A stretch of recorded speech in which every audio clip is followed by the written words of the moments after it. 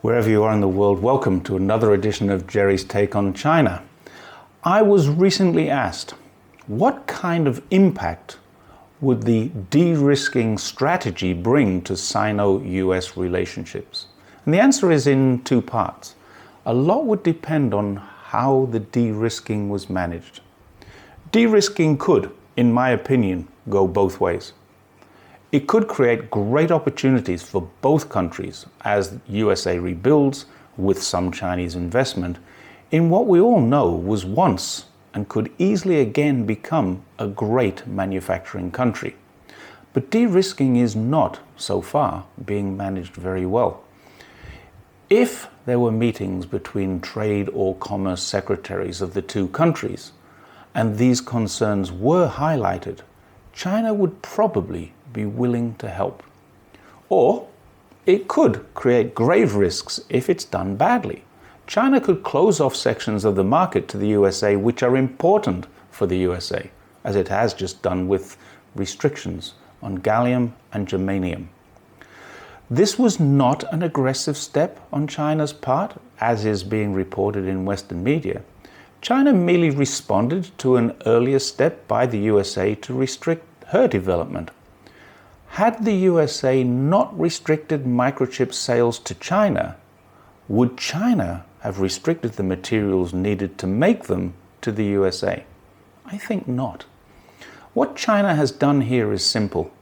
It's fired a warning shot. It hasn't banned the sale of these important materials. It's created a restriction whereby they can only be exported under license. In other words, China seems to be saying to the USA, if you want to play hardball, we're in the game with you. If you want this product, apply through the channels, show us that you're sincere, and we will provide as much as you need under export licenses. The ball is now very much back in the USA's court. But putting the tit-for-tat retaliations aside for just a moment, if the USA wants to de-risk, then the most important thing they can do is to increase their own capacity to manufacture. This is something they've made no serious effort to do. Currently, warehousing and distribution far outstrip manufacturing. In terms of available space, industrial space, USA has it. In terms of the available workforce, they have it. But in the recent years, USA has shown a lack of drive to invest in that workforce, or invest in the training required or the infrastructure needed to restart manufacturing in any big way. Much of the workforce is currently employed in warehousing, in flipping burgers, in driving Ubers and delivering food, or they're unemployed and maybe living in tent cities. These internal issues need addressing before they can possibly de-risk internationally. In other words, the US could take manufacturing back to its own shores, but it hasn't. Or where it has tried, it's failed. One of their failures is in tariffs and sanctions. When the USA imposes tariffs or sanctions on Chinese goods, organizations, or even individuals, that doesn't help the US economy at all. And a good example of this is the story of Whirlpool, the only US manufacturer of washing machines, and they sold for, let's say, 600 as an example only. US citizens had a choice of a Korean brand at $400 or the more expensive 600 Whirlpool brand. Instead of incentivizing the US brand, they imposed tariffs on the Korean brand, which increased their price up to 600 too. Now, how does that help people in the USA? It makes imported brands more expensive, that's all. In the same announcement, the US Department of Trade did a similar thing for solar panels, which were manufactured in China and Mexico. So this isn't just a Chinese problem. Furthermore, the tariffs didn't level the playing field or bring any manufacturing back to the USA. US importers of these products sought cheaper alternatives elsewhere. They went to places like Thailand for solar panels and India for washing machines. And because the importers saw that Korean, Chinese, and Mexican products needed to be sold at a higher price, they could increase their margins. All this did was increased prices for all consumers. There was one good reason for not subsidizing the US brand though, and that is that corporations probably wouldn't have passed the profit on to the consumers. Trickle-down economics doesn't work well in a free market society. It's actually well known that shareholders benefit from government subsidies more than workers.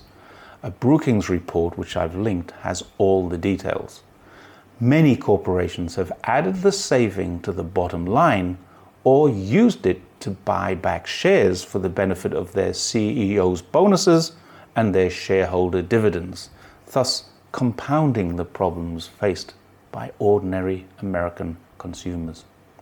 For the record, Insider Monkey's website lists Apple as the #1 American manufacturer, despite Apple having no manufacturing inside the USA. Also in the top 5 are 2 pharmaceutical companies, both of which source most of their materials from China, and Ford, which has 65 manufacturing plants around the world, only 8 in the USA, and its most prominent partner is China, also with 8 plants. Ford as recently as April this year, announced that they would be importing the new Nautilus entirely from China. So clearly, de-risking isn't part of Ford's plans. Another thing that could happen, but the US is working very hard to prevent it, would be Chinese investment in America. Currently, several states and the federal government are legislating to prevent Chinese investment there. Strangely, the USA seems very happy to have China buy its debt, but not its land or its businesses. Even when China does that, there are US senators who would happily have the USA renege on that debt. All this is happening because the USA seems convinced that China is a threat to them. If the USA can do what it did to Japan 20 years ago, and has now effectively done to the European Union, setting their economies back many years, there's no doubt they would expect others to do that to them if they had the chance. This is why they fear China. The USA don't view China through the same lens that I view China. I honestly don't think anyone in the current or even the previous 2 administrations really understands or understood China's goals. China does not seek to be the hegemon that the US has become. But the US doesn't know that. They just believe it's what they would do, so China will do it too. However, China seeks the opposite. Wang Yi reiterated this yesterday at the Southeast Asian Summit in Jakarta. China are willing to work with any cooperative partner. The big question is, does China pose a threat to US national interests? And the answer to that is, in my opinion, no, not a threat.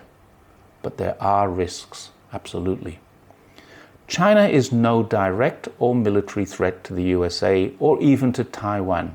The threat is in how US citizens, and particularly lawmakers, understand and perceive the situation rather than the reality. There is one aspect of China-US relations that causes the most confusion, and the US seems to be deliberately misstating the situation in order to compound this problem. If this one problem went away, the relations could be so much better, but it isn't in the interests of a great number of people in or attached to the administration to make it go away. And that's the Taiwan question. There's absolutely no need for the USA to fear any threat from China if they just understood the Taiwan question differently, but they choose not to. One thing China has repeatedly done, but never reported correctly in Western media, is to say that it has no intention to invade Taiwan, but will always defend the island from people who wish to take it away. This has been variously reported as China intends to invade Taiwan, China will not rule out an invasion of Taiwan, or China has plans for the takeover of Taiwan, none of which are true. China has plans to defend Taiwan. The moment USA stops interfering in Taiwan, there will be no more threat. They must surely know this but they choose to take the path they take anyway. If we take away that one threat, there'll be no more excuse for conflict between China and the world. In my opinion, USA knows this well, but is in fear of being overtaken as the largest economy, and Taiwan is their very convenient, albeit baseless, reason to hype up a fear of China. Thanks once again for listening to Jerry's Take on China, and don't forget, like, share and subscribe if you haven't already. If you have, then thank you very much, and I'll see you next time.